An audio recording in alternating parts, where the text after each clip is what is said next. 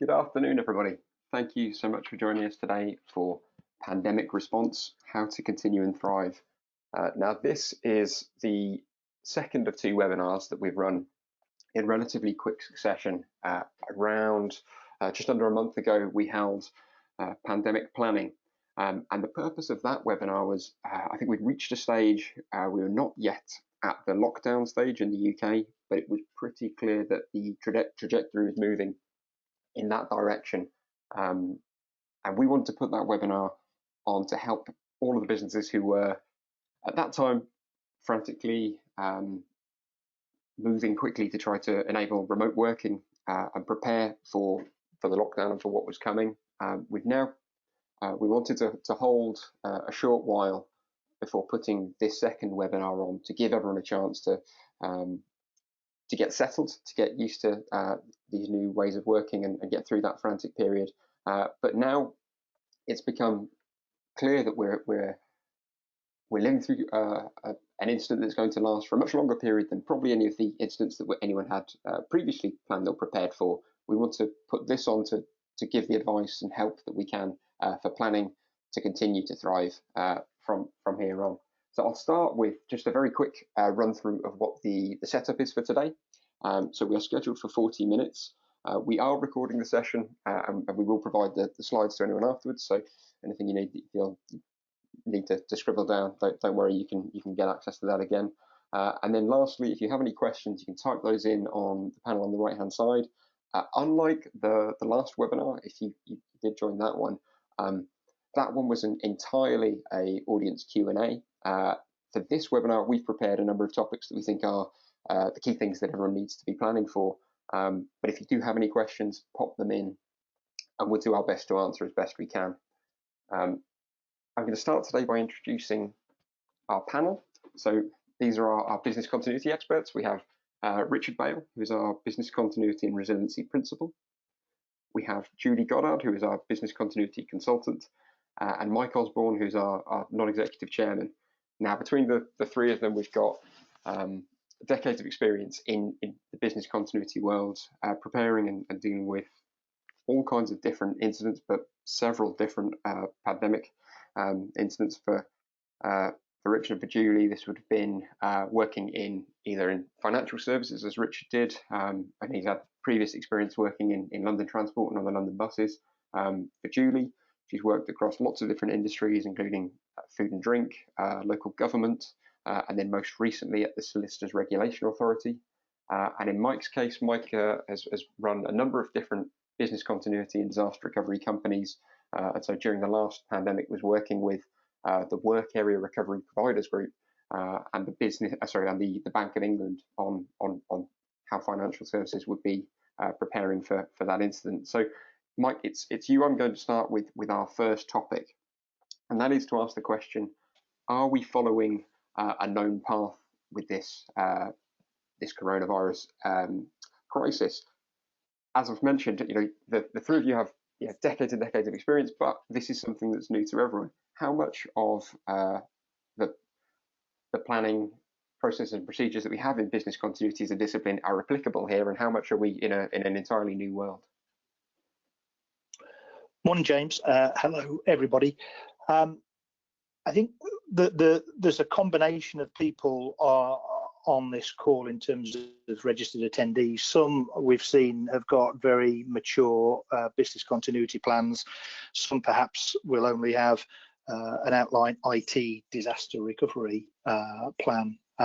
So what I'd convey in answering that question and just talking to the slide a little bit is that this is an absolutely unprecedented crisis. You've talked about our experience. Mine goes back to the late 1980s, starting with the IRA bombing campaigns and the fallout from that. And whilst we've had SARS, bird flu and swine flu, none of those reached the scale and the geographic coverage that COVID-19 has. So it is certainly a completely unprecedented set of circumstances and an elongated period of time that we're all going to have to be planning to continue our business and hopefully come out the other side of it. That said, though, to answer your question, it will follow and is following a classic profile of how crises evolve. So you talked about our first webinar, and that first webinar dealt with this first phase that people are probably just about to emerge from and go into a second phase. So that's the initial sort of response. You might see it as a fight or flight response, where all of a sudden the crisis and the potential scale of it and the impact on your business is all of a sudden dawning on you, the management team, the wider employee base and community. So obviously people have hunkered down. A lot of people have gone to split site working where they've still got offices open. A lot of people have got home workers where people can work from home in terms of that initial response, just to try and keep the business running. But I think following the announcement of not only the lockdown in this country, but the announcement of lockdown basically throughout the globe, we'll start to see the initial response phase morph into an emergency run state phase, where you've responded and you're in a recovery stroke continuity phase, whereby you're not throwing too many new challenges at the organisation.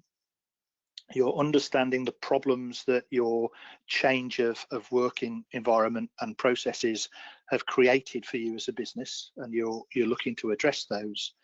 And given that the government are now saying, look, it's most likely to be somewhere between 3 to 6 months that we'll be in some form of lockdown, then obviously people are thinking about a more medium term as opposed to a few week way of working. There will be an end to this as well, though. You know, we're already seeing in China and South Korea cases coming down, and parts of Wuhan even starting to return to a more normal, non-lockdown existence. And that restoration phase is something that I'd really urge people to start to consider. I absolutely get the fact that some might still be at the end of the response phase, and some may be only just starting the recovery phase. So not necessarily something to do right now, but certainly over the coming weeks, everyone needs to consider at what point they will come out of this and a plan that they need to come out of it successfully. A lot of people I've been speaking to in business have been talking about the potential spike in demand as soon as we start to come out of this. They're asking whether or not we think there might be a phased return, certain businesses being allowed to come back and then that being phased over time. But there will be a requirement to go back to normal, whether that be your own business starting to return to normal, or whether it be engaging with your customers on their expectations of engaging to normal. So I appreciate that's been quite a wordy response to your question, but the summary is, those of you that haven't been in a business continuity scenario before, it will play out to a known phasing, those 3 phases that we've just discussed. And for those business continuity professionals that maybe have got good, well-documented plans, a tip for them: I've often seen firms plan very well to go into a disaster and not plan so well to come back out the other side. And given that I think we'll be coming out in a different type of world, where the normal that existed before COVID won't be the normal that existed post-COVID, I'd also urge everybody to consider exactly what they'll be recovering back to, because it's not going to be the processes and the way of working that they probably had before all this happened. Perfect, thank you. Thanks, Mike. So the next topic that we're going to move on to, this is to you, Richard. So we've mentioned this, and actually we were discussing prior to this kicking off this webinar, the different kinds of businesses we've got. Obviously, there are some businesses who are entirely office-based. There are others who have factory staff, remote staff, support staff, people in the field. But I think probably with the length of this outage, and certainly the length of how long this is going to occur, it's probably the longest that anyone has dealt with there being 0 staff in the office at all for this sort of length of period. So, Richard, I'll put to you, what are the challenges that you actually face then when there is no one in your headquarters in your office? Yes, thank you, James, and good morning, everybody. So let's start with the really obvious one of key holders. So normally an organisation would have a couple of people who are the key holders. They are the members of staff who get called out at 3 o'clock in the morning if the burglar alarm's going off, and it has to go in and check it and then reset the system. So the first thing I'd recommend to everybody is just have a look at your list of key holders, see how easy it is for them to travel back to the office given their home location, and do you need to spread that around, have further key holders, and bearing in mind that of course some of the key holders could be sick at any given period of time, because undoubtedly these things do need to continue to happen. So you do need to check your premises, not only from a security perspective, but also you need to think about things like burst pipes, those unexpected things, the leaky tap in a washroom that's caused a small flood on the floor, those sorts of things. So some level of physical checking of the premises needs to be done on a regular basis. And you need to determine who's going to do that and probably create a new rota for that check to be done. On the IT side, many things these days can be checked remotely. We have much greater capabilities than in the past, but there are still certain items that could have warning lights going off that are not on the monitoring system. And these could be some things that are fairly fundamental, such as batteries that are supporting things. So for example, in the past I've known various cases where power has been lost to a rack, and everyone thought it'd be fine because the batteries would support the equipment, but in fact the batteries themselves had not been maintained, and their alarm lights were flashing but were not picked up, and therefore the whole thing came tumbling down when everybody thought they were well covered. So those kind of things, so not just physical checks from a building's perspective, but also from a IT perspective. And depending on your technology for your backups, for example, some people are still using physical tapes, be that in a automated tape library, but there comes a point where you need to change those tapes over, so that needs to be considered as well. Back to my point about staff being absent, and you don't know who's going to be sick at any given moment, so therefore you need to consider that as well. Thank you. Brilliant, thank you, Richard. So for the next topic, we're going to come to Julie. So let me move on. Here we are. Oh, sorry, to the next slide. And this is, I guess, it's something that you and I, Julie, have had a lot of discussion about in terms of how the response to this particular crisis has been a very people-centric response. It's not been we've had an IT disaster and those servers need to be physically recovered, or there's a flood, something in the office that needs to be manually interacted with. This is all about people. So what are the recommendations at this point for I guess maintaining staff welfare, whether that's communications with HR, support for flexible working, counselling, etc. I'll go to you on that. Yeah, I mean, it's really important now that we know that we're in this for the medium to long haul, 3 to 6 months, that that communication is maintained. And I'm sure at the start of this, when we were at the very start of the lockdown, there was a lot of communication going on from management to staff, hopefully, but that does need to continue because people will become isolated, they will be concerned about what's going on, and pastoral care is really important. And that really should be the line manager keeping in regular touch with the staff, obviously, but also making sure that if you've got mental health first aiders in your organisation, that they are also reaching out to staff. And if you haven't got mental health first aiders, you can arrange training. I'm sure there might be the organisations out there right now that can offer it online, but they are a really useful resource if you can get some mental health first aiders trained up. It's important as well, obviously, if you've got an employee services organisation that you hook into, that their details are made available. And the main thing about this is that people are managed remotely, but they also feel that there is an escalation point for them. And it's important when you're managing people remotely that you give them a sense of purpose, and that you give them clear objectives and clear deliverables for them to focus on in their work. And that will help them, because they will feel isolated. It will be difficult for them.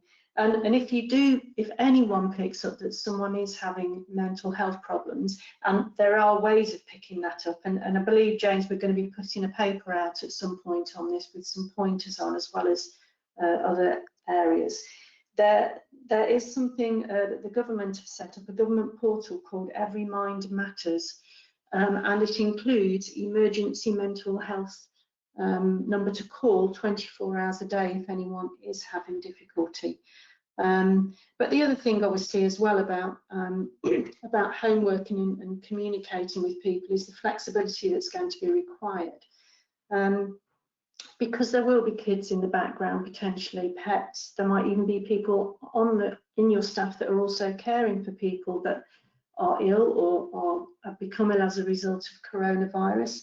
So it's really important that flexibility is there, and that you may want to agree some ground rules with your staff around that, but do be prepared to be agile about that, because there will be times when things happen unexpectedly. And it's really good if you can start setting up sort of a weekly social event even with staff to make sure that they feel connected. But that is really, you know, going to be important for keeping them feeling as if they are part of a team, if you like. The other thing to be mindful of with staff welfare is, I know this is going to sound really obvious, that making sure that your IT team are on it and are available to support the staff if they have difficulties, especially if they're not used to working from home, because there's nothing more stressful, and I'm sure some of you will have been there, than trying to work from home, trying to do your work, maybe trying to hit a deadline, and then your IT doesn't work, there's issues, and it might be to do with, you know, your kit or your network, and you do obviously need to make sure that IT are on point, ready to respond to staff queries, because it is stressful if you're trying to do your work remotely and you can't get on your kit. And the other thing really about this situation is, do accept that there may be disruption in the background from kids or pets. It just happens. We just have to all be a lot more tolerant and understanding of the situation, and everyone is in the same boat. So just be mindful of that. The last point I wanted to touch on actually is to do with offering support if you get into a bereavement situation with anyone. And that could be because a member of staff has lost someone in their family, or in the worst case, obviously, you could also get a situation where a member of staff has unfortunately fallen victim to COVID or some other disease as an indirect result. It's really important that you help them in bereavement counselling, as much as pointing them to a professional that can help them, and that might be somebody within your organisation, or it might be someone within your employee support organisation, but it is really important that you handle that very, very carefully. And there are tips on the paper that we're going to be sending out at some point, I believe, James, on how you talk to staff, other staff, colleagues, when something like that has happened to one of their friends or colleagues in the organisation. And it's a very tricky area, so I wouldn't go into that without having training or having someone trained that can help people out on that matter. The other thing I should point out is, when we talk about staff welfare, that does extend to managers. just because you're a manager or a leader or a director does not mean that you're immune from feeling the stress and isolation that your staff feel, or that you're not experiencing anxiety as a result of what's going on. So it's important that managers and leaders should feel they can ask for help if they need it, either from HR or from the external employee support team, and that they don't feel embarrassed about that, because we're all human at the end of the day, and this is a very difficult situation that we're in. They might also need help in supporting their staff, because as you know, Mike's pointed out, this is all new to all of us. So they may be dealing with questions and concerns from staff that they've never had to deal with before, and that's completely understandable. We're all slightly outside of our comfort zone at the moment. So it's important managers and leaders don't get forgotten when it comes to staff welfare. That's brilliant. Thank you, Julie. And on that point of the paper that you mentioned that we'll be publishing shortly, I'll make sure that we, as soon as it's ready, which I expect to be in the next week or two, we'll distribute to all of the attendees on today's webinar too.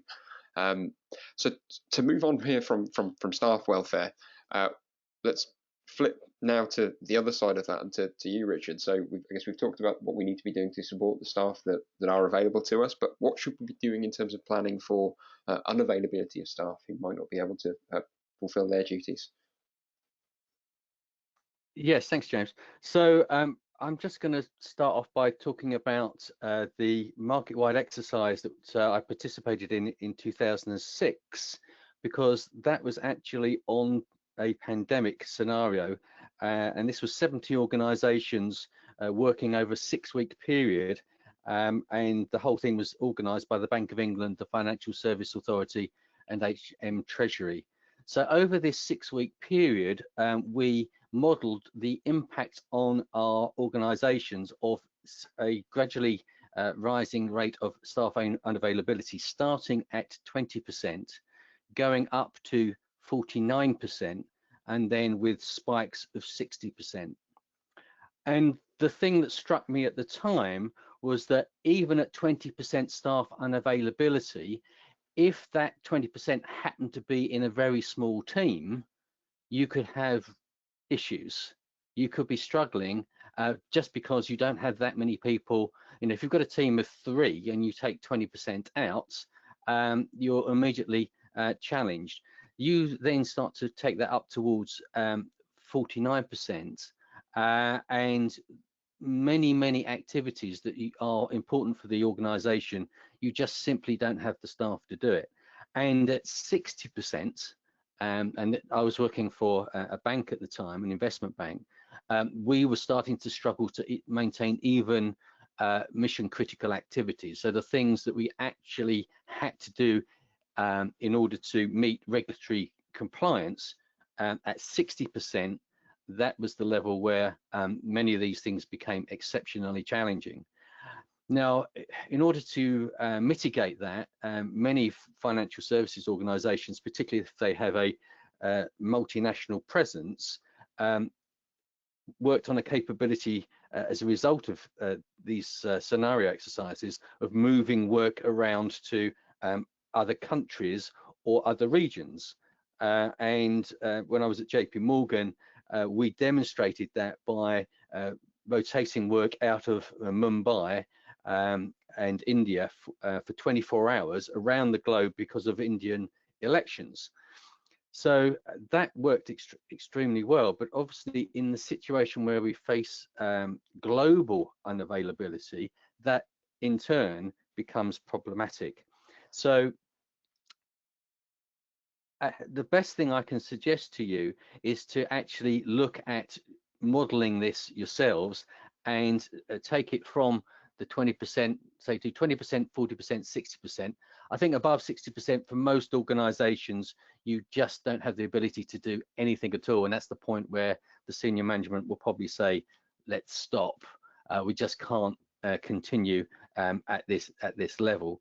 So the best way to do that is to create a randomized alphabet, then take your staff list, and using your randomized alphabet, start taking out the staff with the their initials with their surname beginning with that letter, and keep going and see what happens when you get to 20%. Keep going when you get to 40%, and then up to 60%. That will give you this randomized way of selecting people that might potentially not be in at that point, and you'll get to see the kind of patterns and the kind of issues that it throws up, and that's very beneficial in terms of looking over the next 3 to 6 months, because we don't know how long this is going to last. We don't know if we will get clustering within that period, and it could be that that clustering within your geographic area then gets reflected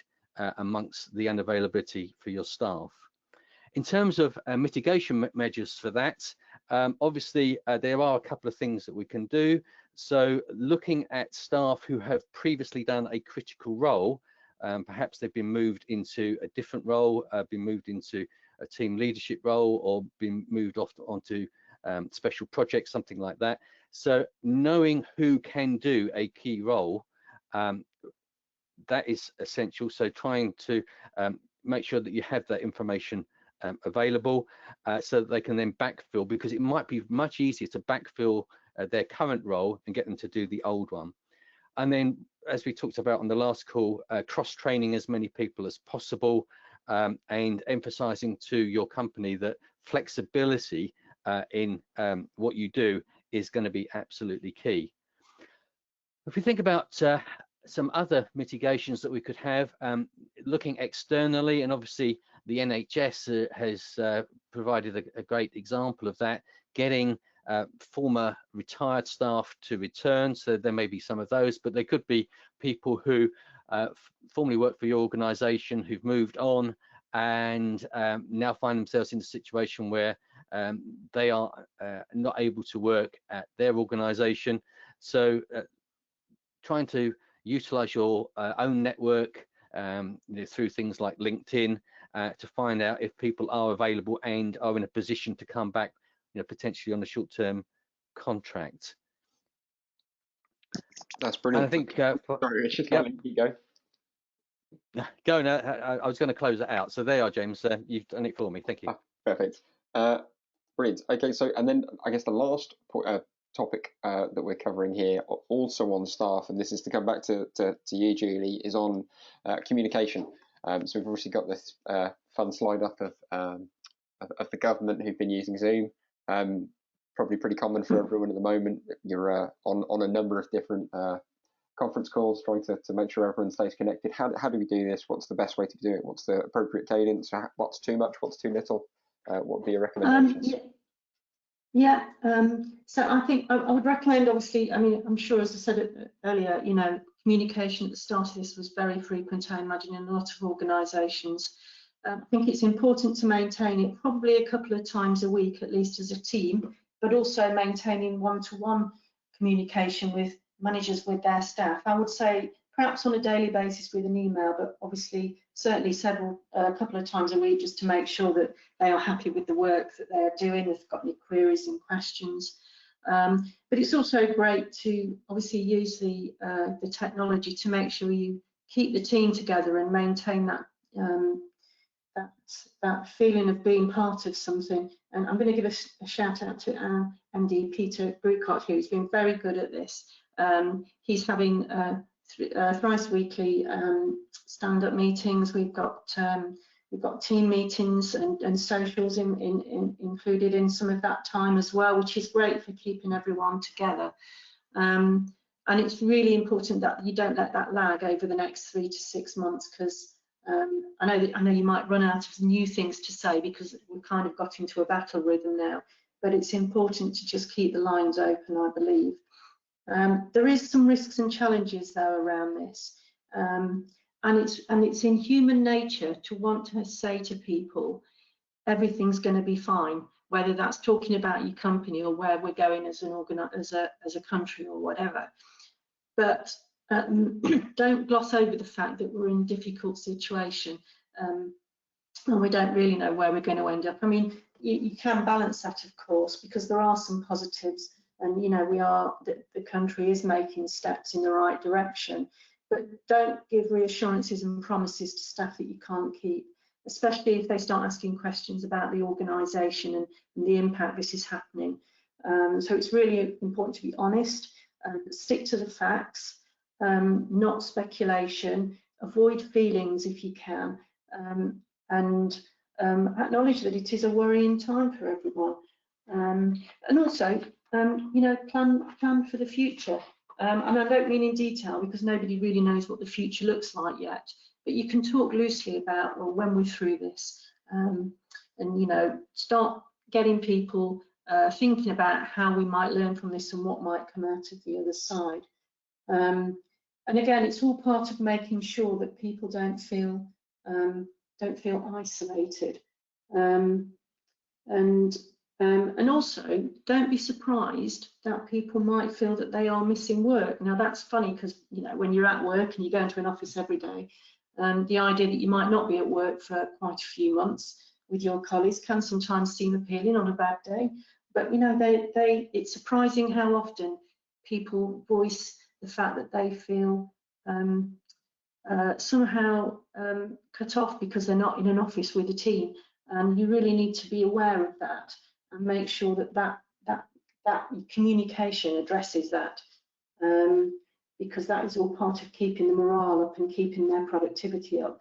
And if you do start to feel it sinking, and there are signs, as I mentioned earlier, of where you feel that people aren't engaging as much as they should be or would want to be, then there are ways of spotting that and ways of addressing it.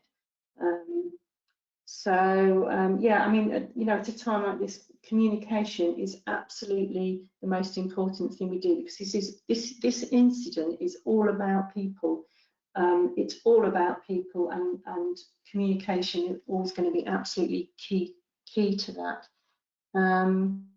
The other thing you need to be aware of, obviously, we've talked about regular stand-up meetings, is make sure you've got a mechanism for getting to people quickly if you need to. And I know this is obvious for those of you who are business continuity practitioners, but it's really important that if something important happens, that you can communicate with people quickly through a call cascade process, whether that might be through your own in-house software or something that you've purchased in terms of mass communication, or whether you've got an old-fashioned manual call tree where you trigger it via managers. It is important that you can get to people quickly, and also that they can get to you. So make sure that there is a number for them to call if they find they're in a difficult situation of any sort, whether it's work related or personal related. That's really, really key, I think. And yeah, I think, again, going back to the paper that James referred to, there will be something coming out on this, and it will touch on staff communication in more detail. Perfect. Thank you, Julie.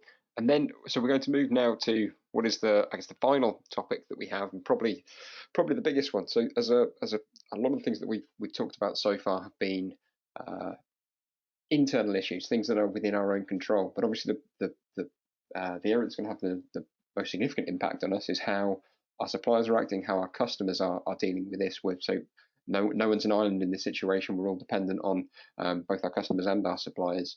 So I'm going to start first of all with you, Mike. What are the things that we need to be considering on the customer side of our business, whether that's risks for potentially customers going bust with how they're dealing with the incident, or how we can be more used to you know, in those interactions? Yeah, sure. Just as an opening to this, whether it be customers, suppliers, and we've just heard some great stuff around your employees, communication is key. And I talked right at the start about how this is unprecedented, and I think we're already seeing how, as a society, community, and also in business, actually working together collaboratively now is more important than ever. And I think if I reflect on traditional disaster scenarios, quite often that is just your organization, your data center, your office that's suffered an incident.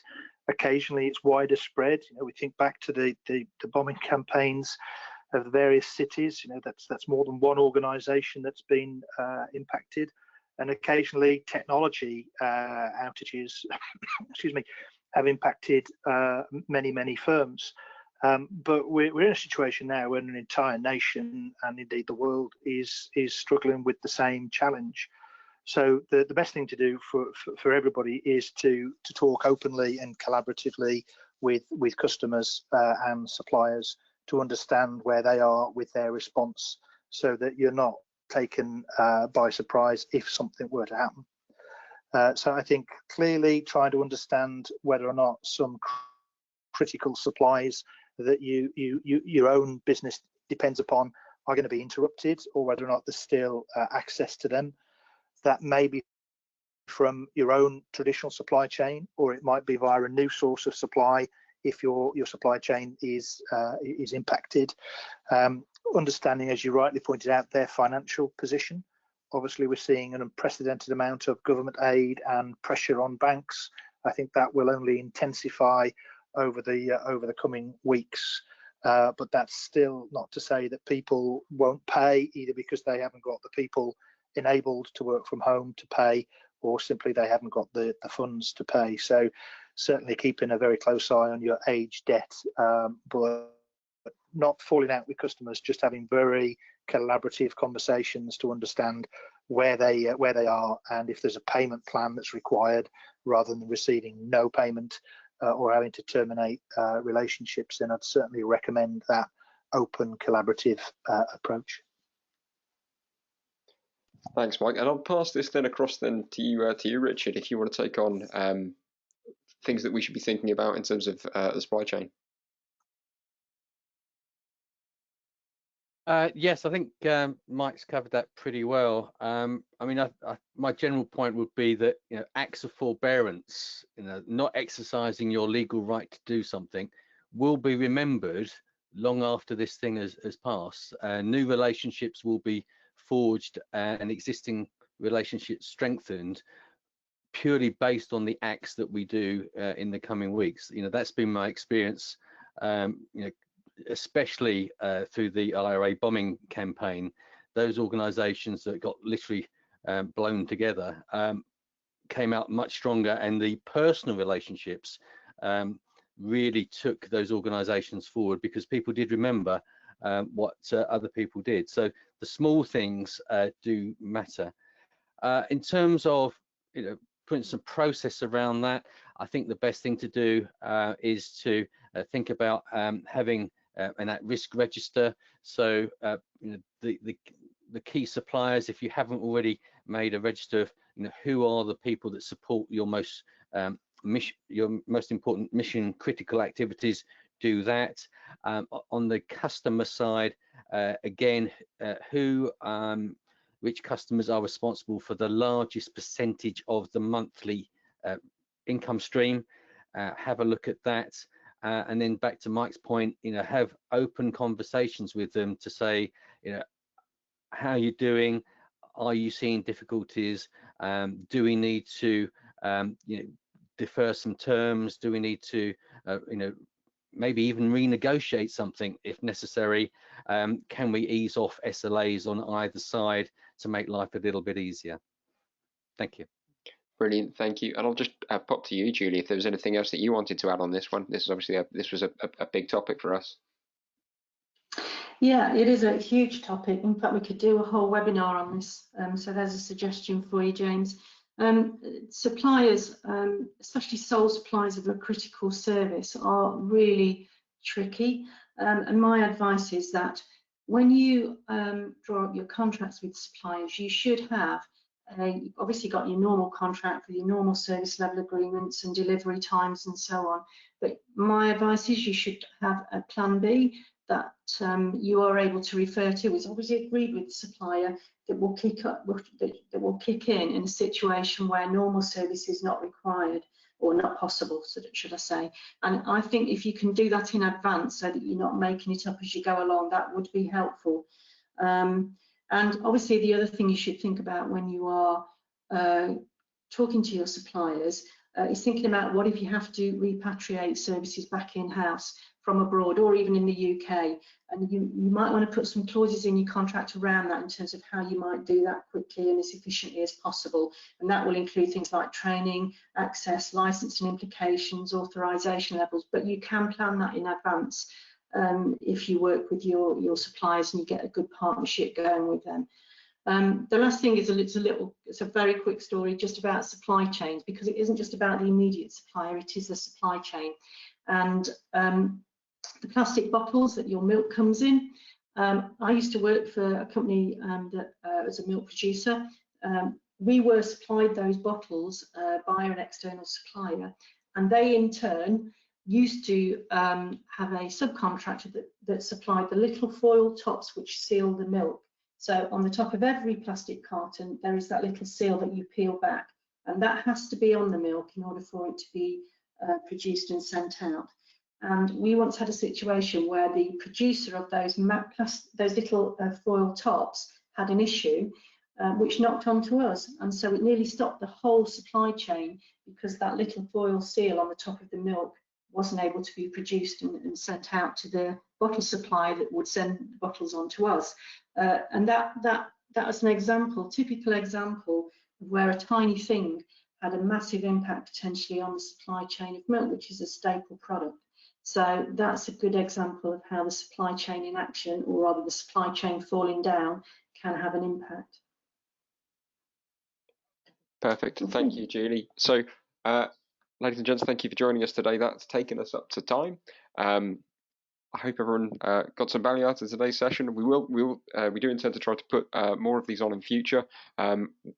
I guess we, as anyone else, we're not trying to plan these too far in advance because we want to make sure that they're relevant to the situation as it progresses. But we hope to see you on the next webinar. Thanks for joining us.